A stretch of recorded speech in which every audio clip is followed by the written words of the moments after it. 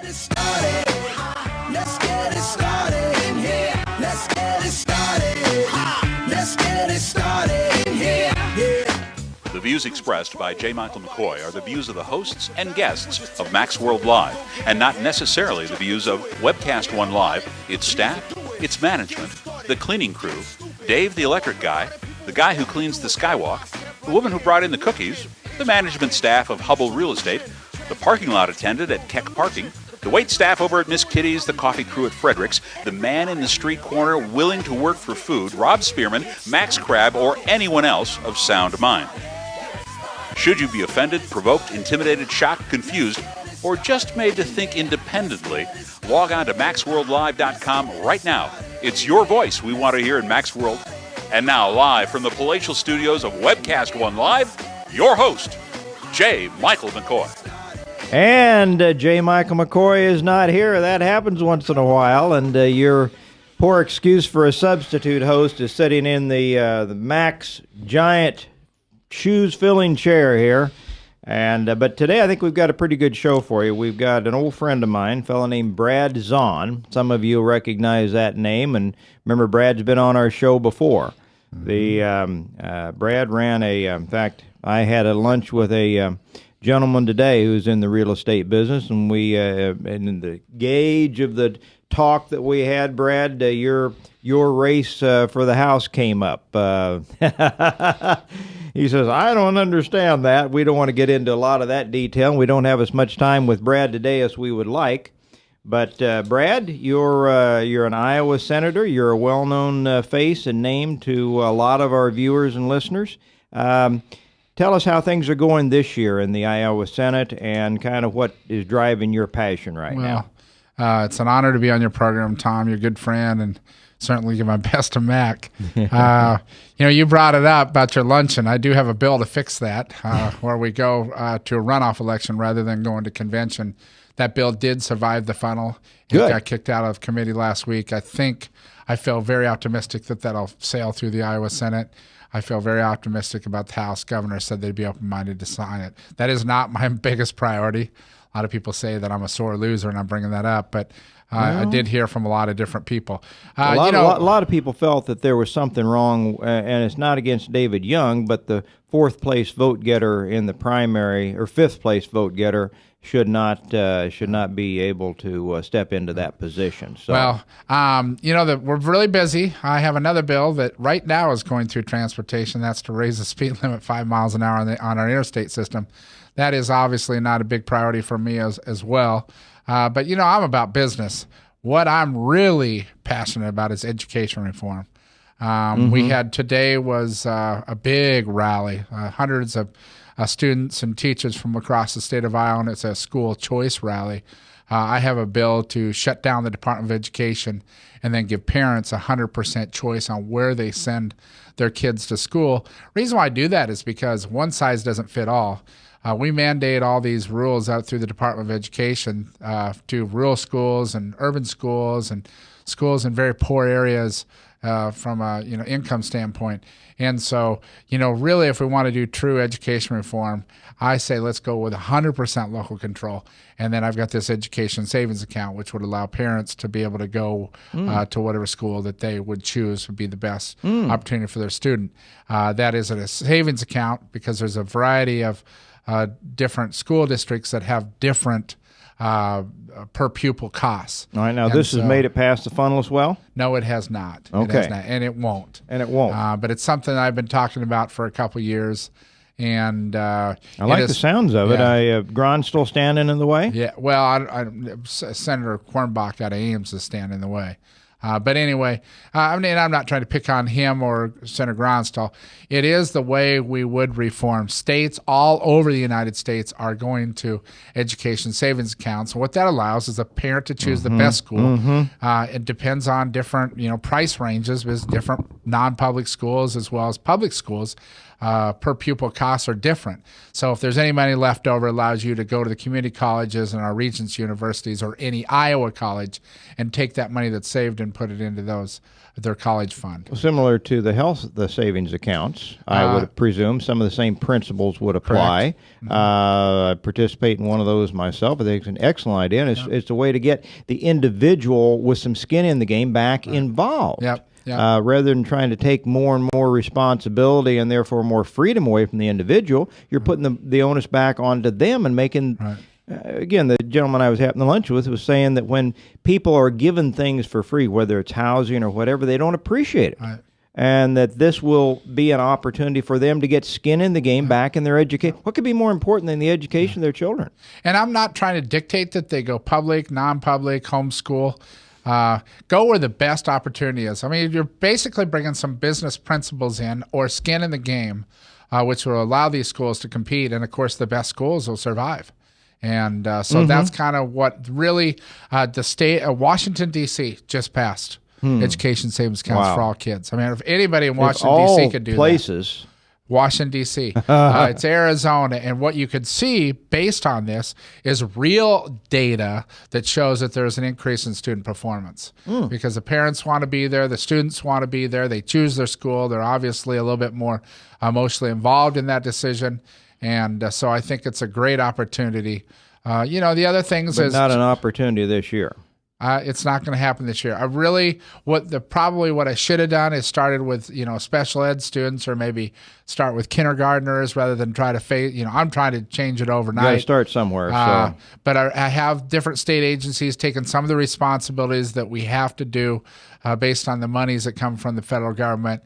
Department of Management, and by shutting down the Department of Education, there's a lot of paperwork that still has to be completed, so I've got different state agencies, AEAs and the Department of Management and some of those other agencies that pick up the slack on that. All right, and you've always been one of the more candid guests that we have on here, Brad. I think that's one of the things that's been the earmark of your political career, sometimes even to your undoing, but you've always been a very candid individual. Yeah. One of the things that I've felt like, even going back to 2008 and certainly in 12, when we had and 14, when we had 14 where we had this wave election, it seemed like we did not have the will in some of the proper areas of our party to make a move to reclaim the Iowa Senate.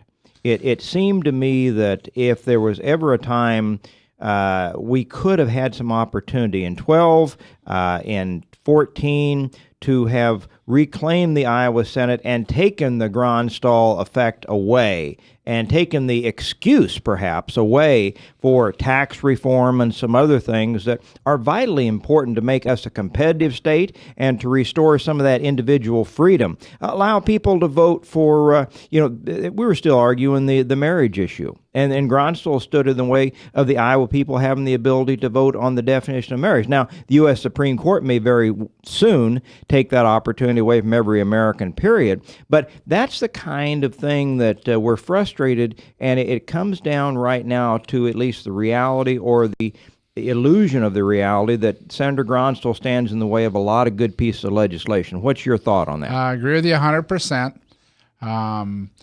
I would also agree with what you said in regards to there wasn't enough energy and assistance put into taking the Iowa Senate.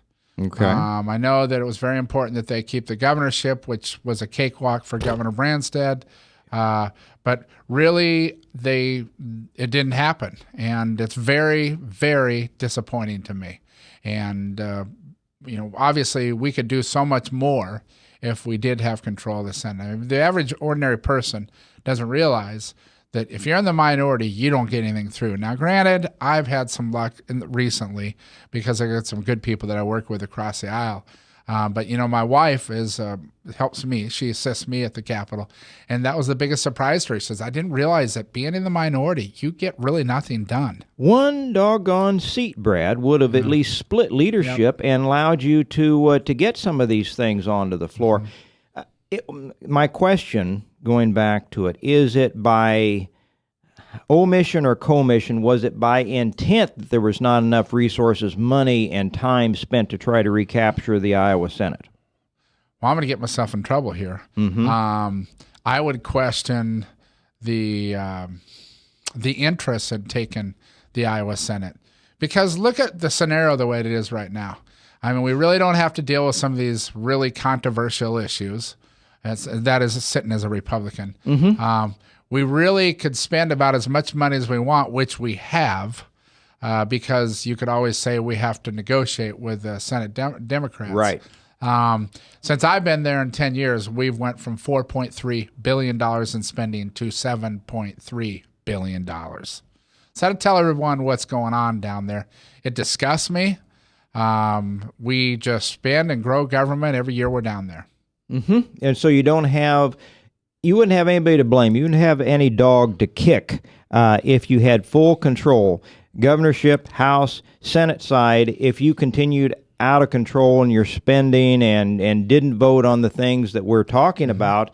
There's nobody to blame at that point. Now, that's my suspicion. Maybe I'm too suspicious a character, but it seemed like we certainly in 14 could have done more. I would say you were on to something. Okay. All right. Well, that's disappointing as it is to you as it is to me. Let's talk before we get into the about 4 minutes. We're going to go to our first break.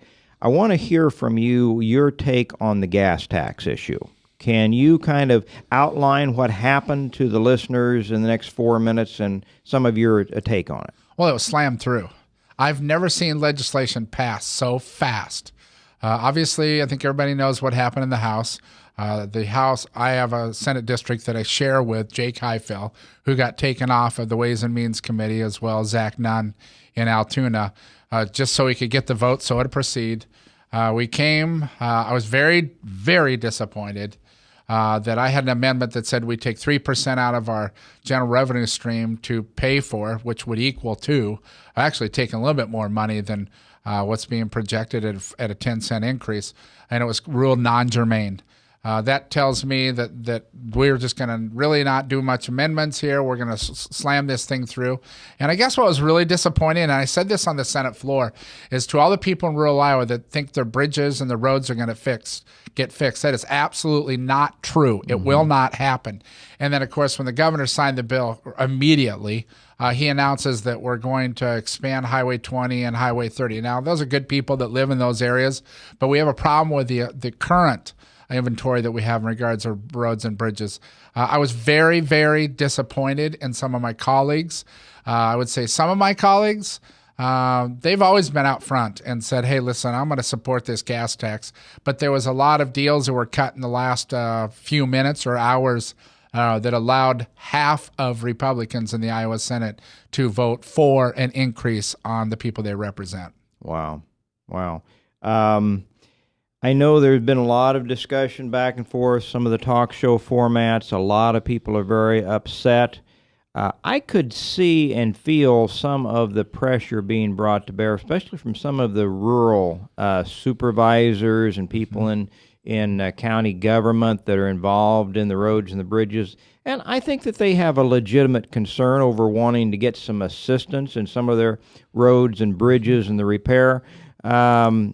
I think that surely had some impact on some of those votes swinging around. Did. And I respect that. Yeah. But we grew government $4.3 billion to $7.3 billion in 10 years. Right. Why can't we tighten our belt like every Iowa business and every family does? It's just ridiculous. Exactly. And we all agreed we need to fix our roads and bridges. Well, the way this is, the formula didn't change, so less money is going to go to rural Iowa, which I have a soft spot in my heart for rural Iowa. Right. But I can tell you, it was just really unfortunate. It was slammed through. At the beginning, it was some people said, "Hey, we'll have a tax cut to offset what we're doing in regards to raising the gas tax." That didn't happen. Of course, look at your gas; it's went up on Urbandale. It's 24 cents over the weekend. Oh, I know it. Yeah, and in some places it's jumped more than that. And it's not all the fault of the tax. There's some other issues going on. We could talk about some of the refinery issues, the seasonal issues on the gas, and so on and so forth. Been some interesting moves there. But Okay, we may even come back and wrap up the gas tax issue, but we're coming up on our first break, and I want you to know I really appreciate you coming in here with us, Brad, and sitting down and sharing with us as you tend to be willing to do. I also want to talk just a little bit about some other local legislation that's going on. Then maybe we can even hit into a few of the national things of interest. So anyway, this is Tom Coates coming to you with Max World Live.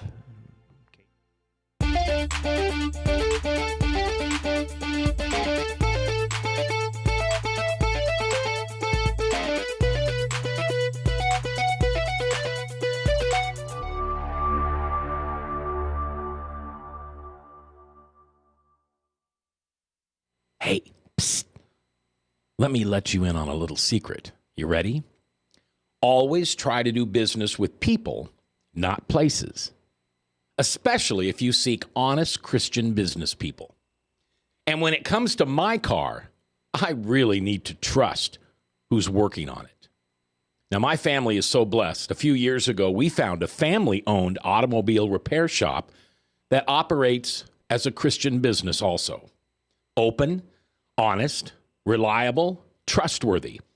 It's AMCO on Hickman Road in front of Kmart, and it's a family-owned Christian operating business. This family treats your car as if it was their car. Everything from oil changes to transmission repair and everything in between.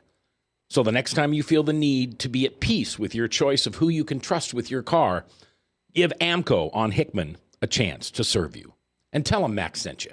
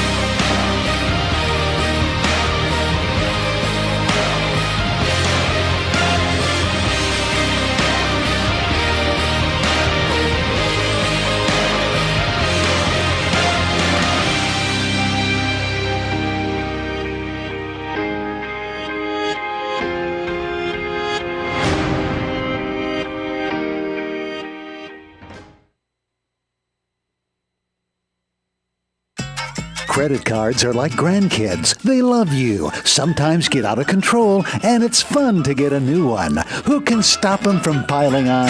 Hi, I'm Tom Coates with Consumer Credit of Des Moines. At the end of the day, you can return the grandkids, but you're stuck paying off bad credit card debt.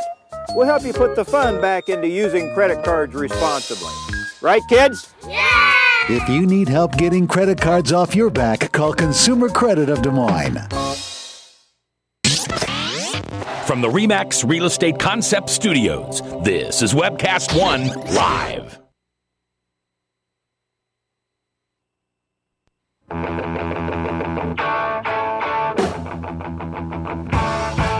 If you sit in the back pew or the front pew, it's your voice we want to hear. The phone lines are open, so call 244-0077. Now, here's J. Michael McCoy. We're talking about my TV commercial on there. I'll give a little plug. I had all my grandkids on there, and I was saying that we've done over 40 commercials over the years. And, Brad, honestly, I've never had as many people come up to me on any of the other 40 that we've done as I have on the last two with all those grandkids. Women especially are suckers for kids. I found that out early. You want to get to the women? Next time you do a political ad, get kids. Some kids and grandkids in that spot, and your poll numbers will go up. Well, I got questions. I'll tell you one thing about it, Tom, is I'll never forget when you came to an event. I think it was when I was in the state senate, and my grandmother, who's since passed, she was not excited because Chuck Grassley was there. She was excited because you were there. She goes, "Oh my God, do you know Tom Coates?" Yes, I do know Tom Coates. So really, all you listeners out there, he is a rock star. He is a rock star. And I'd like to know how many takes did to take, or how many shootings did you have to do that commercial with your grandkids? How long did that take? That didn't take as long as you might think. We shot 2 different ones, and we spent maybe 2 hours out at Grays Lake in July doing that, and the kids were very well behaved, surprisingly so. We've got those 7 are quite a handful, and so I was very pleased that it didn't take a whole lot more takes than we thought it would. Yeah. I always remember your commercial that you have where the mailbox little flip thing opens up on the door and your eyes are coming through there. Like, Paul Menzel and Paul Salisbury. That was Paul Menzel's house. Gosh, that's been over 20 years ago. and you still use that commercial? Yeah, one of the first ones we ever did. I think I always see that the first of the year. That's right. Yeah, I think I the even mailbox see it on is the the Super first Bowl of or the year. something like You're that. exactly right, Yeah. right after Christmas. Yeah. Well, we could talk about that, but we Well, want I to take like talking about you more than I like talking about me, Tom. Let's talk more about you. take advantage of you while you're here. Let's talk about I heard there's some gun legislation being proposed. What can you tell us about that? I briefly read the bill. This really, I think, is something that probably will get passed this year.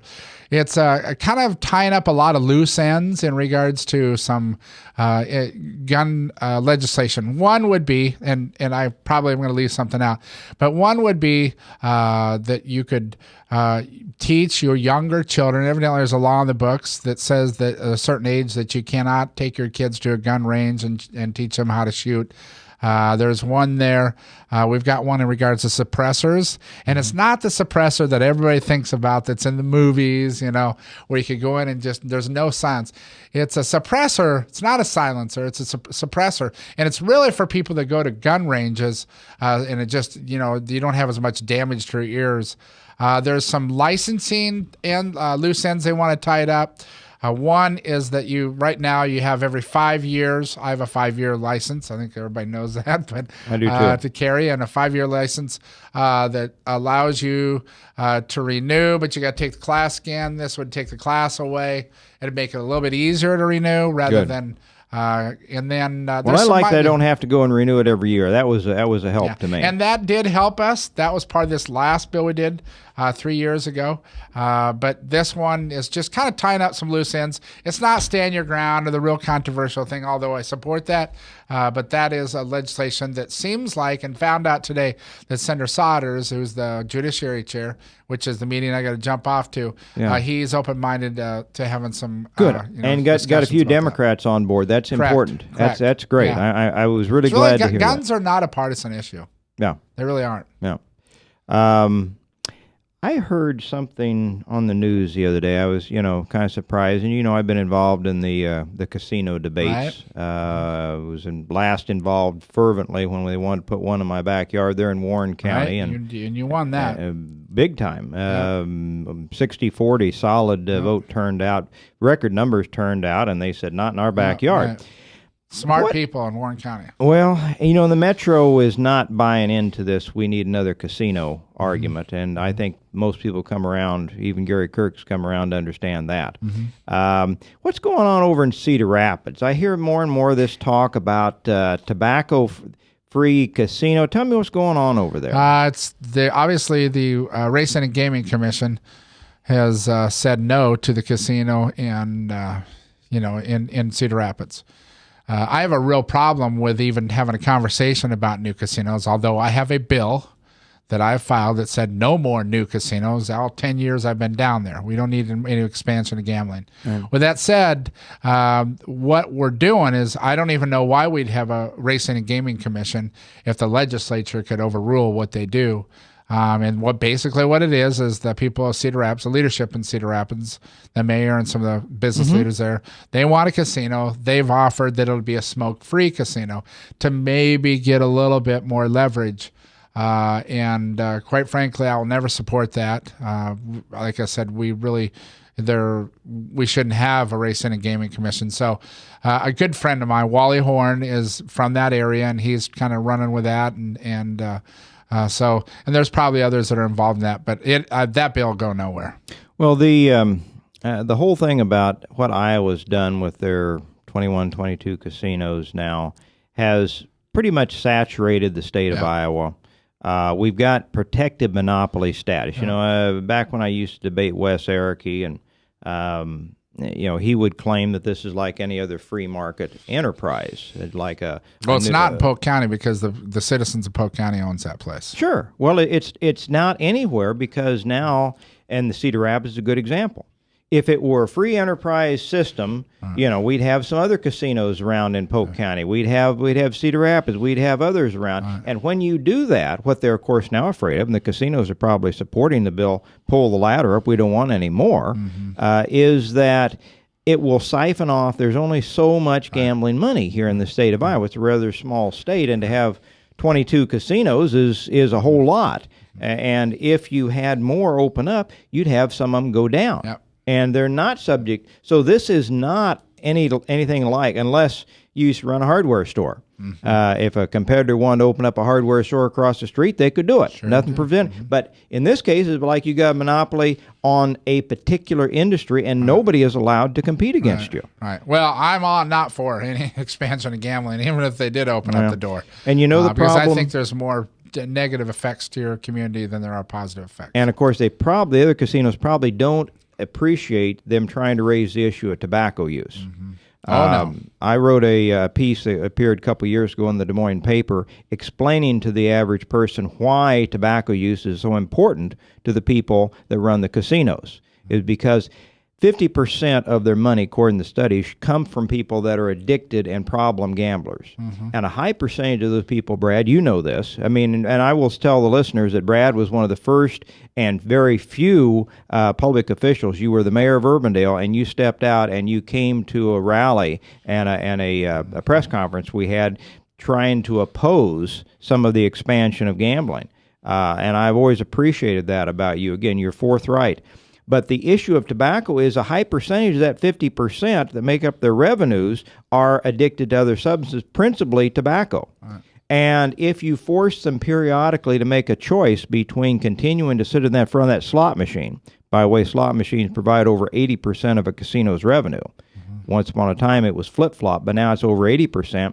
And they sit there mindlessly pulling the handle or pushing the buttons and they periodically want to satisfy their other habit, which is tobacco, and they have to go outside to satisfy that. They will leave, and the casinos that have embraced non-tobacco environments have gone on to, in some cases, like I've been told, bankruptcy. They are that dependent upon keeping those people in the casinos. So they cannot afford that they don't want any talk of the tobacco. I'm sure there's been some buzz because there's always going to be tobacco. There is always going to be this conversation. I know that there's bills that's been filed. I am a free market person. What I don't think is fair is that Mac's World is told, Mac and his establishment in West Des Moines or Clive or where that's at, Country Place, he can't allow smoking in his place. Yeah. Particularly in the cold winter months, and they could go out to Prairie Meadows and they could smoke away in a nice warm building. It's not fair to all the restaurants and bars that are there. I was against the smoking ban to start with. Your buddy Chuck from Urbandale, now he's from Altoona. He was no. Let's not. He's someone that beat me over the head on this thing. Well, I know he calls into this show. Well, let's not confuse friendship with somebody that may have called in once or twice. And you can't look at Prairie Meadows again. Over 80% of their money comes from the slot machines. If you want to go outside and watch the horses run, do you think you can smoke a cigarette out there? I don't know. No. You want to go up on the fourth floor and play poker? Do you think you can smoke up there? I assume you can. No. Oh, I didn't know. No. The only place you can smoke is where they're making their real money down by the slot machine. They're losing $20 million a year on the horses. You want to go outside and watch the horses? No, you can't smoke. I did not know You got to go back into the casino, stand next to a slot machine, then you can smoke all day long. I did not know that. Isn't that something? Yeah. Now, that tells you something, doesn't it? Tells you where the money is. That's exactly right. Yeah. And that's why they don't want this debate. They probably don't appreciate Cedar Rapids raising this at all. Yeah. We've got a few more minutes here, Brad. Let's flip over for just the last few minutes. There was a very important speech given today by Bibi Netanyahu on the House, in front of the U.S. House, and senators came over, and of course Obama boycotted it, wouldn't let any of his people come over, and he said, I'm not even going to watch it, and he's already belittling I think one of the strongest leaders we've got in this world, Bibi Netanyahu. I want to get your take on this whole issue with Israel and Iran. Well, first of all, I have a resolution to support Israel, and it is very scary. I dabbled a little bit in this when I was running for Congress about a year ago. I have no respect for the President of the United States and the way he's handled this, or any foreign policy matter at that matter. I did hear that what's very unfortunate, I certainly hear the news reports. I did hear some of my colleagues listening to it on the Senate floor that he did an outstanding job. But what's really unfortunate is, he doesn't, not only is he not going to show up, his whole political machine is in Israel trying to take him out with this election that's coming up for him. Interesting. But I really, we need to support. That is a region that if Israel falls, I think we all fail.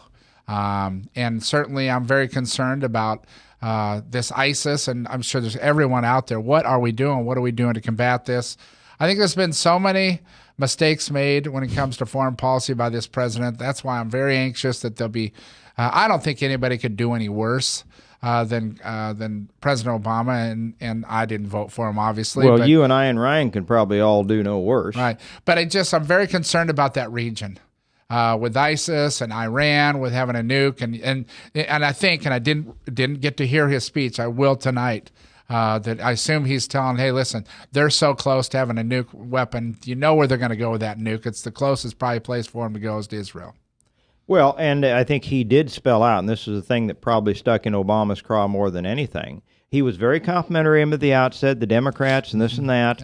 Yep. He's an extremely skilled politician, but a strong leader. Mm-hmm. And he was saying, if necessary, we will go it alone. Yep. And they will. That's the thing that's probably upset Obama more than anything. I was supposed to call it, Right. If we had more time today, we could talk about his overreach in areas of the executive amnesty that he's practiced, the Obamacare, vetoing the jobs of. He talks about jobs, vetoing the Keystone Pipeline, where he studied it for years. Right. But we're going to let you go because you're going to run back to the Senate, and we're going to let you do what you do best. And I really appreciate you coming over. We need to get you back here in a little bit.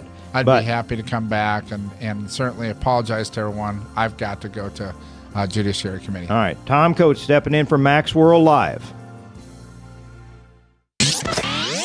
From the RE/MAX Real Estate Concept Studios, this is Webcast One Live. I'm Brian Leach, owner of Service Legends, and my position is Chief Talent Officer. I'm Nicholas Wonderscheid. I am Bernie Hobbs. And I'm the Service Manager. Marketing Director and Client Relations Manager. Everything that we do is about ensuring that we exceed your expectations. Our clients are important to us. 100% satisfaction. We're not just focused on heating and cooling. That's the easiest part of our job, actually, is fixing furnaces and air conditioners. Everyone that we come in touch with, we want to improve lives. Bottom line is, we've got our installation guarantees, 25% energy savings guarantee, comfort guarantee, temperature selection guarantee, property protection guarantee. 100% satisfaction guaranteed. Fixed rate or it's free. All of those guarantees are backed up with a 100% money-back guarantee to hold ourselves accountable to making sure that you get what you're after. Just fixing the problem today. If they have another problem 5 days down the road, it's still fixed rate or it's free. We use what's called straightforward pricing. Our technicians are going to give you an exact to-the-penny price on what it's going to take before they move forward with any repair. That way you know what to expect. It's the same price every day. No surprises. If you get off work at 5 o'clock in the afternoon, you come home, you realize that, oh, my furnace is broken. Now you need to call somebody out that night. You shouldn't have to pay more for that. We're guaranteeing service 24/7. We run afternoons, evenings, nights, weekends. We're staffed to work that. Phone rings at 3 in the morning. You'll get one of our representatives answering the phone every time. We're not sending you out to Timbuktu in some call center. It's our Service Legend team members, our mission control team. I'll take a call anytime. And then they answer the phones the same way during the day as they do at night. It's a great day at your service company. How can we make you smile? That's the only way to provide true 24-hour service. When you're able to let somebody actually live in their home safely when they weren't able to do that before, where they don't have to stay up at night and worry about, is the heat going to come back on? Are we going to freeze the pipes? Is the baby in the room next door going to be sick because they got too cold? When you're able to help somebody overcome challenges like that, that's impacting a life. That makes a difference. I get goosebumps thinking about it. I love the team. I love the people that I work with. We have fun, but we work hard. I call them my ambassadors of legendary service. If you could just envision what that is, that's who we're sending to your home. They literally will call in, pick up the phone and call and say, hey, I want to talk to your manager. And I get on the phone, they're like, that technician that was at my house was the greatest technician ever. That's cool to me. We want to brighten people's days. Every person that we have going into the house has gone through an extensive background check. Drug testing, we have a very thorough interview process that 1 out of 140 people make it through. If we promise you something, that's what you're going to get, no matter what. We're here when you need us to protect the safety and comfort of your family. If you're not happy, we're going to make it right. If we're willing to put 100% money back guarantee on what we do, what type of work do you think we do? Give us a call. We're there for you 24/7, 365 days a year. Enough said.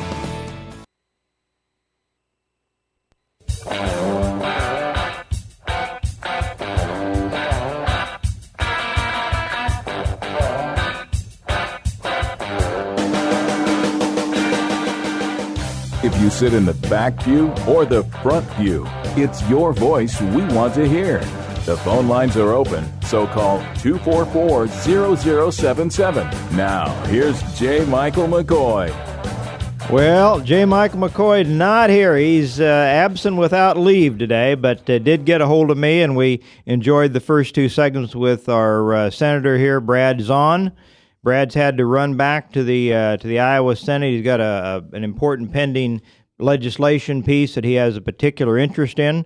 We were blessed to talk to him for a few segments, but now we go to wrap up the next 2 segments with The Voice. Frank is calling in to discuss the matters of the day. Frank, are you on here? Yeah, how you doing, Tom? I got to ask you first, though. Are you jamming to that new bumper music we got? Yes. I'm not sure whether I'm a front pew or back pew or somewhere in between, but yeah, I thought that was pretty good. I like that. I picked up that that's new since I've been in here. I was absent without leave for a couple weeks. I was down vacationing in Mexico. Yeah, we were starting to worry about you, whether you're going to get too much sun out on that beach.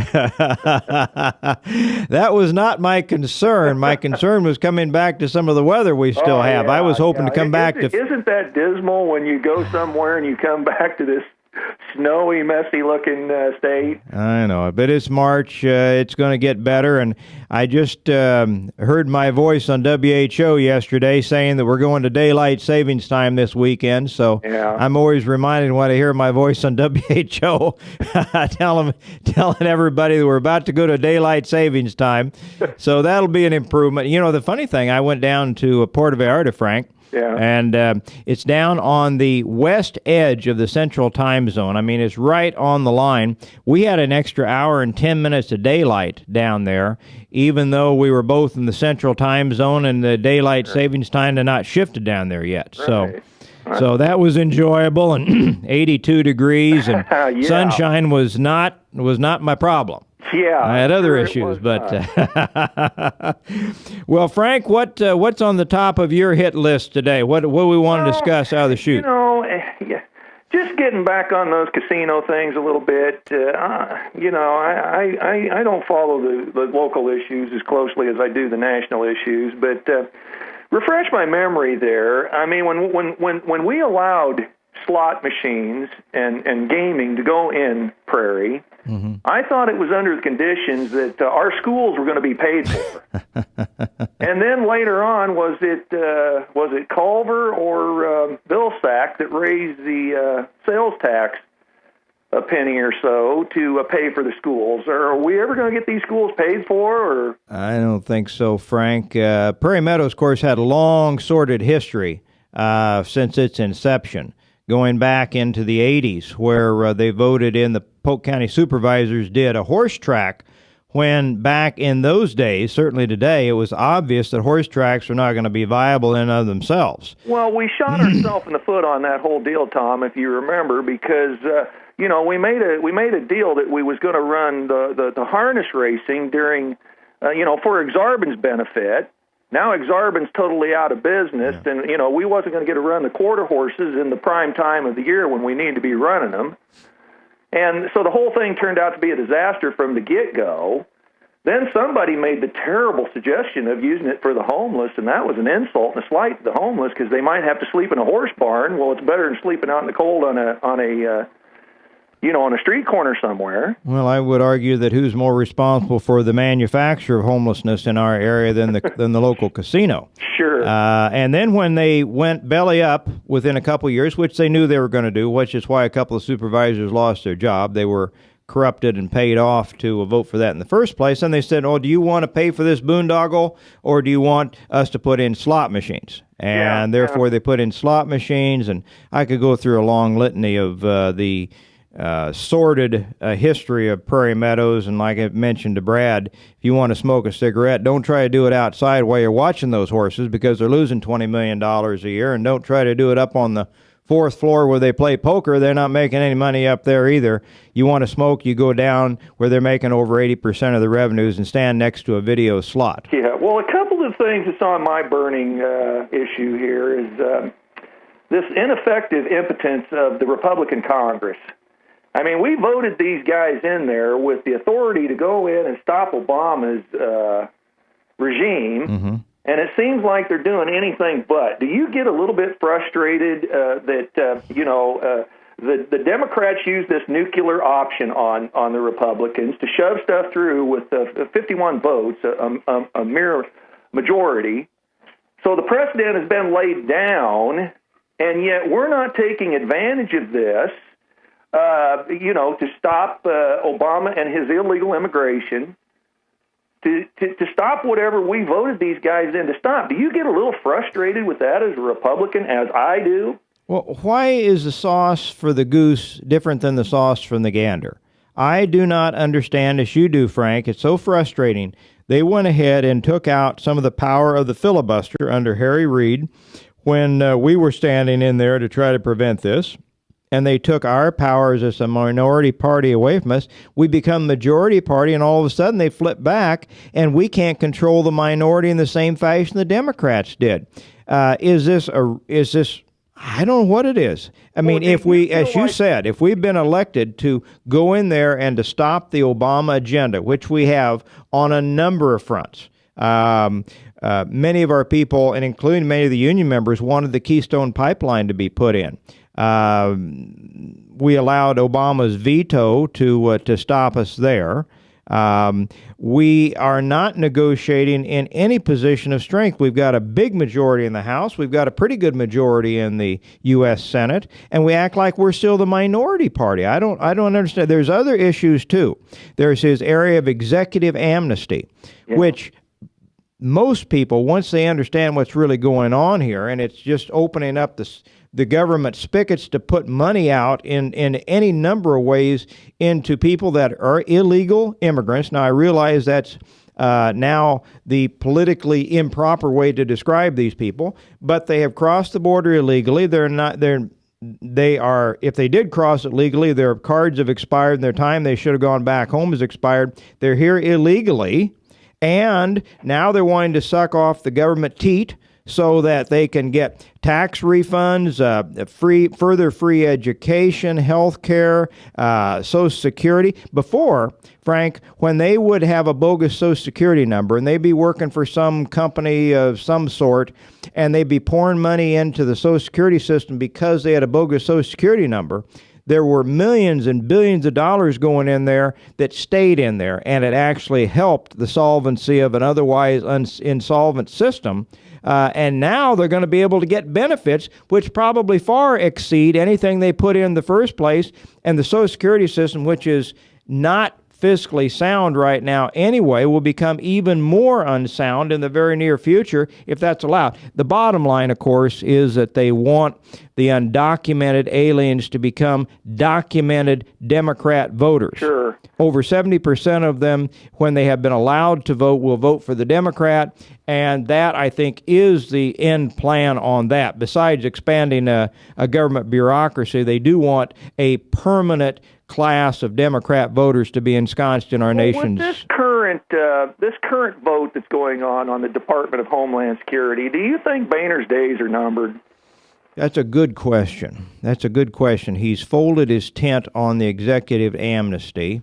He talked tough for a little bit, but once McConnell folded up to Harry Reid, it didn't take Boehner too long to fold up too. I don't think he and Mitch McConnell see eye to eye on a lot of things, but I do think that I don't know if we can get enough people to vote him out. What do you think on that? Well, the way I understood, they were when they voted to who they was going to appoint for the majority leader. The way I understood, they only come about 2 or 3 votes shy.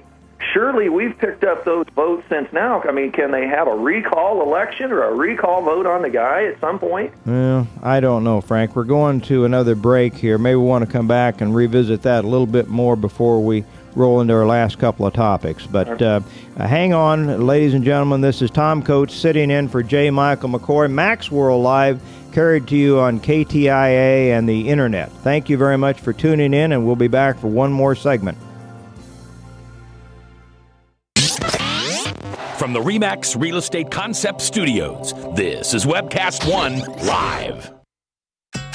Credit cards are like grandkids. They love you, sometimes get out of control, and it's fun to get a new one. Who can stop them from piling on? Hi, I'm Tom Coates with Consumer Credit of Des Moines. At the end of the day, you can give these grandkids back, but you're stuck paying off bad credit card debt. We can help you put the fun back into using credit cards responsibly. Right, kids? Yeah! If you need help getting credit cards off your back, call Consumer Credit of Des Moines. Hey, psst. Let me let you in on a little secret. You ready? Always try to do business with people, not places. Especially if you seek honest Christian business people. And when it comes to my car, I really need to trust who's working on it. Now, my family is so blessed. A few years ago, we found a family-owned automobile repair shop that operates as a Christian business also. Open, honest, reliable, trustworthy. It's AMCO on Hickman Road in front of Kmart, and it's a family-owned Christian operating business. This family treats your car as if it was their car. Everything from oil changes to transmission repair and everything in between. So the next time you feel the need to be at peace with your choice of who you can trust with your car, give AMCO on Hickman a chance to serve you. And tell them Max sent you.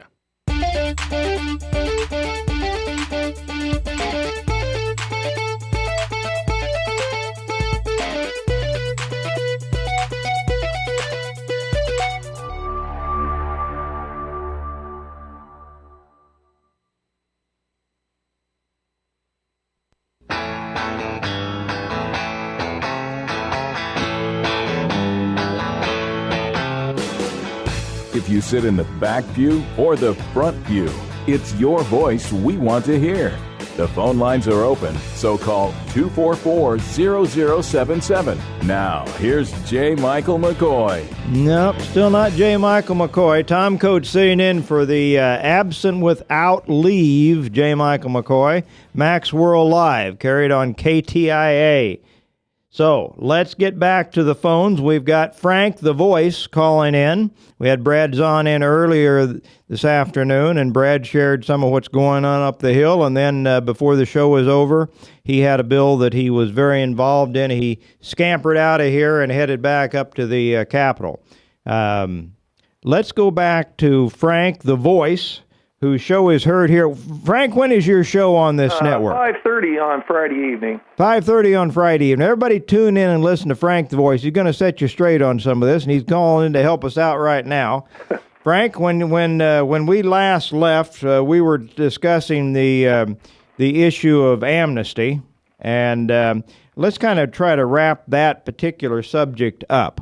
Your thought, if you were in there and in charge, how would you deal with this situation? Obviously, it's been ham-handed so far. The first thing you got to get understood here: if these potential voters were coming across the border and they were turning at a 70% rate to Republicans, Nancy Pelosi, Ted Kennedy would jump out of his grave, and Harry Reid, they'd be down there with M16 tomorrow. That's the first thing that you got to understand. But, without diving into another issue, we've got polio, we've got the measles outbreak, And does this bother you at all that this coincides with the fact that Obama brought up a bunch of political refugees, whatever you want to call them, from South America, did not notify the governors where these people are even being placed? And we got this health care debacle. I mean, we are absolutely destroying and ripping the fibers out of this country one fiber at a time. Yeah, I was just reading that we've allowed another 20,000 to cross over. Now, we're talking about not Mexicans in this point. We're talking about Central Americans. Yeah, exactly. Honduras, Guatemala, some of these other countries down there where things are even worse. You think things are bad in Mexico. The interesting thing about Mexico is, and I just returned again from 2 weeks, or no, from a week down there. I wish it was 2 weeks. But they protect their southern borders, ladies and gentlemen, very scrupulously. They don't let a whole bunch of people cross over in the southern borders of Mexico from some of these Central American countries. And if they do catch you, they're not going to treat you very well. But we're expected to run porous borders between them and us and handle our border affairs much differently than what they do. Well, Tom, I'm going to tell you. And let's go back to. I don't want to pass on this. You mentioned the diseases that they weren't all kids, but the kids sure. and the adults carried coming in here because vaccinations and what have you down there are in some cases unheard of. They're carrying diseases that we haven't had to deal with in this country for a generation. Some of them we don't even know how to deal with these things. That's why, Frank, I believe, and I've heard some experts say this, normally our flu vaccine hits into about a 50 to 60% effectiveness rate. Sure. This year we were a little over 20%. I myself and my wife got a really virulent strain of flu, and both of us had the flu vaccines. Now, I'm not saying that my particular strain was because of these kids, but I think that's the reason that the flu vaccine was as ineffective this year as it was because these people were bringing in things that we were not prepared for, and I think you make an excellent point. Well, Tom, let me throw this out at you, and I don't think it's such a radical theory, but if Obama's design all along has been to have single-payer health care insurance, and this,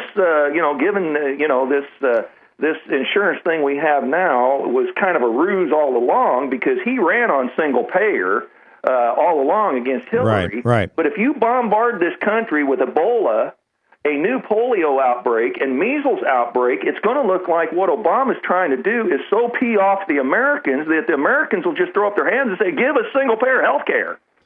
And you're flooding the country with a bunch of people that is going to bring these diseases to this country.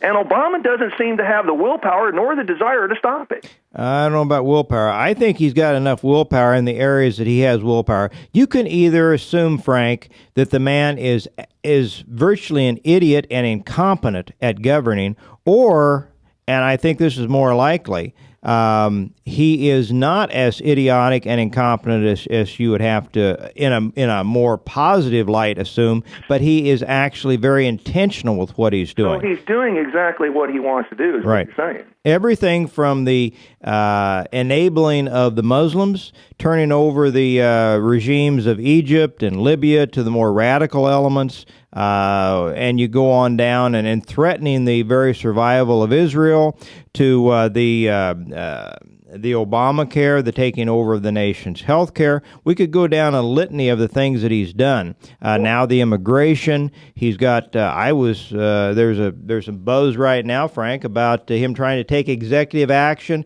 to do a tax increase on the American people. Yeah. Well, let me ask you this. You don't want to bounce on too many topics here, but how about Giuliani and his comments recently about the fact that Obama did not love this country, and people are out there just trying to hammer anybody that they can bludgeon with a hammer, from Scott Walker to whoever, to see, Scott Walker, do you agree with Giuliani's comments? What do you think about that, Tom? I mean, I would lose any respect for Giuliani, number one, if he ever backed down a drop and apologized. Well, I don't think he has, and I think it's that kind of backbone that allowed him to clean up the streets of New York back years ago, where many of us, after experiencing it firsthand, would not have believed it possible. But as Republicans, why do we stand around and allow our Republican officials we vote into office into office cannibalize each other. Well, we could also ask the question from the media standpoint. This is a question that you guys should have been asking back in 07 and 08 when Obama first ran for office. He sat in the pews of Jeremiah Wright's church for 20 years and claimed that he didn't hear what was going on. His wife said that she'd never been proud of this country until he was elected. He wants to fundamentally transform the country, and he's doing a darn good job from his perspective, not from our perspective, not the people that actually do appreciate and respect the founders of this country and what this country is founded on, one nation under God, and the kind of respect that Ronald Reagan and many of our predecessors gave to this country are sorely lacking. Well, Tom, our friends no longer respect us, Right. and our enemies no longer fear us. So right. we're just headed for a collapse. Nope, I agree with you, Frank, and I really appreciate you calling in and help me finish up the session. I didn't relish doing a 20-minute monologue, nor would the listeners and viewers of this show appreciated that either. Yeah, thank you. But thank you very much, and this has been a fun session for me. Tom Coates sitting in for J. Michael McCoy, who I trust will be back next week. This has been Max World Live, KTIA, and I'm not sure who our guest's going to be next week. I think the following week we're looking at getting Will Rogers on here, and I think Mac's working on a guest for next week. But until then, again, this is Tom Coates coming to you from Max World Live, KTIA. Thank you very much.